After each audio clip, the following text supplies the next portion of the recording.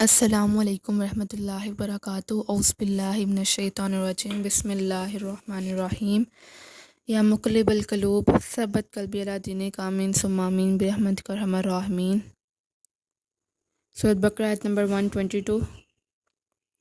یا بنی اسرائیل، اے اولاد یعقوب، اذکرو یاد کرو، نعمتی نعمت میری کو، التی وہ جو، انعمت انعام کی میں نے، علیکم اوپر تمہارے، وانی اور یہ کہ فضلتکم بزرگی دی میں نے تم کو یا فضیلت دی میں نے تم کو، علی العالمین اوپر عالموں کے۔ اے اولاد یعقوب، میرے ان احسانات کو یاد کرو جو میں نے تم پر کیے، اور یہ کہ تمام اہل جہاں پر فضیلت دی۔ اب اس آیت میں بنی اسرائیل کو وہ انعامات یاد کرائے گئے ہیں جو کہ ان پر اللہ تعالیٰ نے کیے تھے۔ سورۃ بقرہ میں جہاں سے بنی اسرائیل کی آیت شروع ہوئی تھی وہاں سے مسلسل 30 رکوع تک ان کو تاریخ بتائی گئی ہے۔ اب ان کو انعام کے بارے میں بتایا گیا ہے کہ یاد کرو میں نے تم پر کون سے انعام کیے تھے۔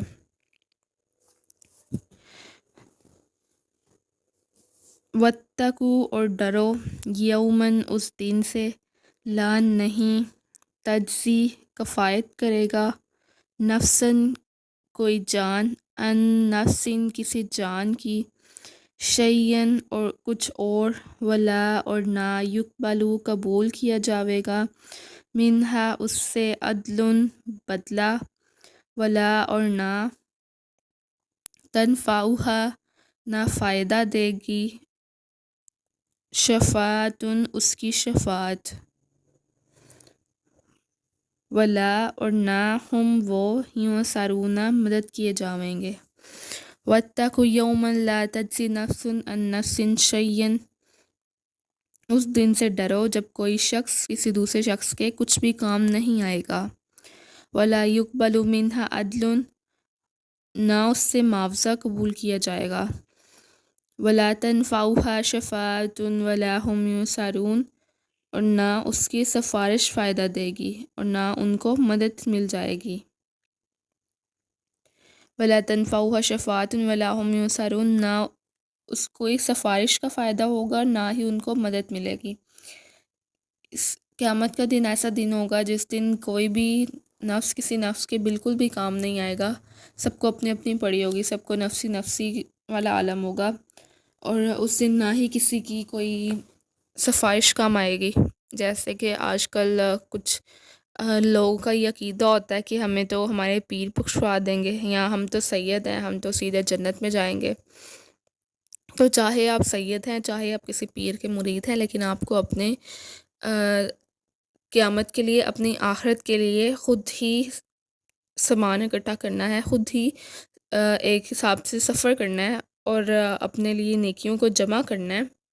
کوئی آپ کو نیکیوں کو جمع کر کے پلیٹ میں رکھ کے نہیں دے گا، آپ نے خود اس کے لیے اسٹرگل کرنا ہے اور نیکیوں کو حاصل کرنا ہے۔ آج کے دور میں جیسے کہ پرفتن دور جا رہا ہے، اگر آپ اس دور میں بھی دین پہ آ رہے ہیں تو یہ بہت بڑی آپ کی اچیومنٹ ہے۔ اللہ تعالیٰ آپ کو استقامت اختیار کرنے کی توفیق عطا فرمائے، آمین ثم آمین۔ اور آگے سے اب آیت نمبر 124 سے جو شروع ہو رہا ہے وہ حضرت ابراہیم علیہ السلام کا واقعہ ہے۔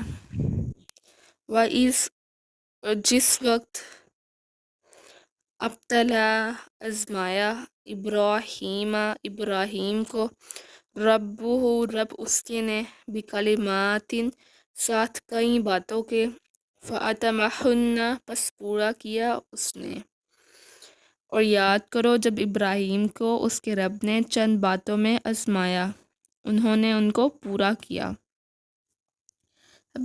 جو سورۃ بقرہ ہے اس میں 3 آزمائشوں کے بارے میں ذکر ہے۔ سب سے جو پہلی آزمائش ہے وہ حضرت آدم علیہ السلام کی آزمائش تھی جو کہ انہوں نے پوری نہیں کی، اور پھر جو دوسری آزمائش ہے وہ بنی اسرائیل کی آزمائش ہے جس پر بھی وہ پورے نہیں اترے، اور جو تیسری آزمائش ہے وہ ہے حضرت ابراہیم علیہ السلام کی آزمائش، اور اس پہ اللہ تعالیٰ کہہ رہے ہیں فَتَمَحُنَّ، بس پورا کیا اس نے اس کو۔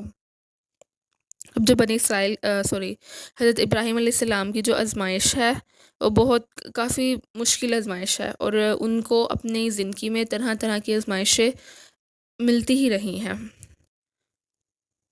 اب جو یہ والی وہ ہے، یعنی کہ جو پیریڈ چل رہا ہے وہ والا پیریڈ ہے جس میں بنی اسرائیل سے اب عہدہ لے کر، منصب لے کر امت مسلمہ کو منتقل کیا جا رہا ہے۔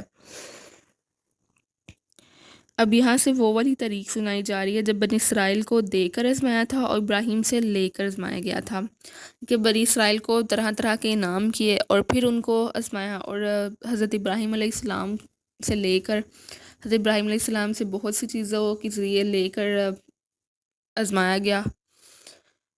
باقی اس کی ڈیٹیل ہم آگے بھی پڑھیں گے، تھوڑی تھوڑی میں ساتھ ساتھ بتاتی بھی رہوں گی۔ اب ادھر بنی اسرائیل کو دینے سے کیا مراد ہے، دے کر آزمانے سے مراد ہے کہ جو بھی انسان جس کو مل بھی رہا ہوتا ہے وہ بھی اللہ تعالیٰ کی آزمائش میں ہوتا ہے، اور جس کو نہیں بھی کچھ مل رہا ہوتا ہے وہ بھی اللہ تعالیٰ کی آزمائش میں ہوتا ہے۔ قولا کہا، انی تحقیق میں جاعلو کا کرنے والا ہوں تجھ کو، للناسی واسطے لوگوں کے، امام۔ تو اللہ تعالیٰ نے کہا، اللہ تعالیٰ نے فرمایا میں تمہیں لوگوں کا امام بنانے والا ہوں۔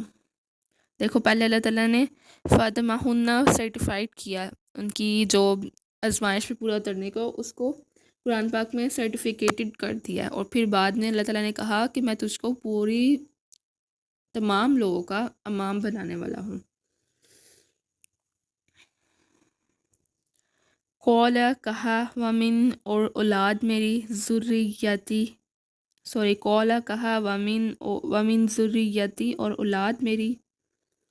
پھر اس کے بعد جب اللہ تعالیٰ نے کہا کہ میں آپ کو امام بنانے والا ہوں، تو اس کے جواب میں حضرت ابراہیم علیہ السلام نے کہا کہ میری اولاد، یعنی کہ ان کا کیا؟ قول کہا، تو اللہ تعالیٰ نے کہا لا، نہیں، یا نالا پہنچے گا، تو اللہ تعالیٰ نے کہا کہ نہیں پہنچے گا، عہدی عہد میرا، ظالمینہ میرے ظالموں کو، ظالموں کو، عہدی عہد میرا ظالمینہ ظالموں کو۔ کہا اللہ تعالیٰ نے کہ میرا عہد ظالموں تک نہیں پہنچے گا، یعنی کہ جو اللہ تعالیٰ، جو لوگ آپ حضرت ابراہیم علیہ السلام کی اولاد میں سے اللہ تعالیٰ کی خلاف ورزی نہیں کریں گے، اللہ تعالیٰ کے بتائے ہوئے طریقے کو پس پشت نہیں ڈالیں گے، ان کو تو عہد آپ کا پہنچ جائے گا، لیکن جو پس پشت ڈال دیں گے، ظلم کریں گے، ان کو عہد نہیں پہنچے گا۔ جو مشرکین مکہ ہے، بنی اسرائیل، ابراہیم علیہ السلام کو مانتے تھے اور ان پر بہت فخر تھا انہیں، ان کا سلسلہ ابراہیم علیہ السلام سے ملتا تھا، لیکن ان کا جو کوئی بھی طریقہ نا وہ اللہ تعالیٰ کے اپنے خلیل اور ان کی ملت سے نہیں ملتا تھا۔ ابراہیم علیہ السلام کے دو بیٹے تھے، اسحاق اور اسماعیل۔ حضرت اسحاق علیہ السلام کو بھی نبوت ملی اور حضرت اسماعیل علیہ السلام کو بھی نبوت ملی تھی۔ اللہ تعالیٰ نے ان کی دعا کو قبول فرمایا تھا۔ نبوت اور بزرگی تمام جو نیک اور فرمانبردار ہیں نا، وہ سب یعنی کہ جتنے بھی انبیاء ہیں گزرے ہیں، وہ ان کی ہی اولاد میں سے تھے۔ جلیل القدر بہت سے انبیاء ان کے اولاد میں سے تھے۔ جو محمد صلی اللہ علیہ وسلم ہیں وہ بھی ان کی ہی اولاد میں سے تھے، حضرت اسماعیل علیہ السلام کی لڑی میں سے تھے۔ جو بنی اسرائیل کے تھے انہوں نے اللہ تعالیٰ کی نعمت کا پاس نہیں رکھا اور اس کو اس طرح سے یوز نہیں کیا، اس کی قدر نہیں کی، تو اللہ تعالیٰ نے ان سے اپنی نعمت کو لے لیا۔ حضرت ابراہیم علیہ السلام کو اللہ تعالیٰ نے بہت سی باتوں میں آزمایا، بیٹے کی قربانی کا حکم دیا، ستارہ پرستوں کی محبت اور اپنے باپ کے اگینسٹ جانا، ریگستان میں، عرب کے ریگستان میں اپنے بچے کو بالکل بے یار و مددگار، اور وہ والا بچہ جو اللہ تعالیٰ نے ان کو بہت سالوں بعد دیا تھا۔ حضرت ابراہیم علیہ السلام کو اولاد تقریباً بڑھاپے میں ہوئی تھی، اور وہ والی اولاد تو بہت عزیز ہوتی ہے جو بہت دیر بعد ہوتی ہے، اور اللہ تعالیٰ نے انہیں حکم دیا کہ آپ اپنی اولاد کو اور اپنی بیوی کو عرب کے صحرا میں چھوڑ دیں، بے یار و مددگار ایک حساب سے، تو انہوں نے اس کو بھی پورا کیا۔ اور پھر نمرود میں آگ میں ڈالا تب بھی اپنے ایمان کو قائم رکھا۔ اللہ تعالیٰ نے ان کو بہت آزمائشیں دیں لیکن انہیں سب پہ پورا اتر کے دکھایا، اور اس کے اجر میں اللہ تعالیٰ نے ان کو تمام لوگوں کا امام بنایا۔ اب آپ دیکھ لیں، چاہے کوئی بھی اسلام والا سیکٹ ہے، یعنی کہ اسلام والا جو توحید کو مانتے ہیں، جو اللہ تعالیٰ کو مانتے ہیں، جو وہ سارے جو سیکٹ بنے ہوئے ہیں، عیسائی، یہودی، اسلام جو ہیں، یہ سب حضرت ابراہیم علیہ السلام کو مانتے ہیں۔ کوئی بھی ایسا نہیں ہے جو کہ حضرت ابراہیم علیہ السلام کو نہ مانتا ہو۔ یہ اللہ تعالیٰ نے ان کو بزرگی دی تھی، فضیلت دی تھی، اور ان کی ہی اولاد میں سے حضرت محمد صلی اللہ علیہ وسلم کو تمام انبیاء کا امام بنایا۔ یہ بھی ایک فضیلت تھی ان کو جو دی گئی تھی، کیونکہ انہوں نے اپنی اولاد کی بھی دعا کی تھی۔ اور اس آیت سے یہ بھی ثابت ہوتا ہے کہ اگر آپ اپنی اولاد کی نیک بننے کے لیے بھی دعا کریں تو اس میں کوئی حرج نہیں ہے، آپ کر سکتے ہیں اس بات کے لیے دعا۔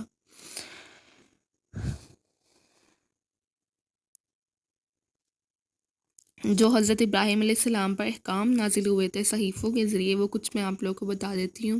توحید، نماز، زکوٰۃ، بھلائی کا حکم کرنا، برائی سے روکنا، طہارت کرنا، کلی کرنا، ناک میں پانی ڈالنا، مسواک کرنا، اور تقریباً 31 یہ احکام تھے جس میں سے کچھ میں نے آپ کو بتایا ہیں، اور یہ سب حضرت ابراہیم علیہ السلام پر نازل ہوئے تھے۔ آج یہ لیسن اتنا ہی کافی ہے۔ السلام علیکم ورحمۃ اللہ وبرکاتہ۔